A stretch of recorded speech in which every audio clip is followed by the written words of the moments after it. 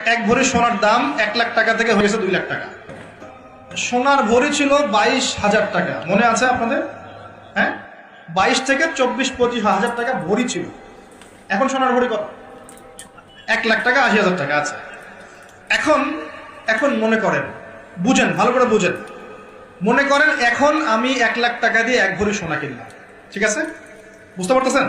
1 লাখ টাকা দিয়ে এক ভরি সোনা কিনলাম, কিনে আমি সোনাটাকে রেখে দিলাম আমার স্ত্রীর কাছে, যে তুমি এটা রাখো, তোমার কাছে রেখে দাও, 4-5 বছর 10 বছর রেখে দাও। আর আপনি 1 লাখ টাকা দিয়ে সোনা কেনেন নাই, আপনি 1 লাখ টাকাটা 1 লাখ টাকাই রেখে দিয়েছেন, ঠিক আছে? দুজন ব্যক্তি, একজন, আমি একটু বোকা মানুষ, এই জন্য আমি কি করছি, 1 লাখ টাকা দিয়ে এক ভরি সোনা কিনে বাসায় রেখে দিয়েছি, আমার স্ত্রীর কাছে আছে মনে করেন। এখন আপনি অনেক চালাক মানুষ, আপনি মনে করেছেন না এগুলোর দরকার নাই, তা আমি 1 লাখ টাকা ক্যাশই রেখে দিই। এখন 10 বছর পর আপনারটা বের করবো, আমারটা বের করবো। 10 বছর পর আপনারটা আপনি বের করেন, আমারটা আমি বের করি, দেখবেন আমার ওই এক ভরি সোনার দাম 1 লাখ টাকা থেকে হয়ে গেছে 2 লাখ টাকা, আর আপনার ওই 1 লাখ টাকা 10 বছর পর হয়ে গেছে 80,000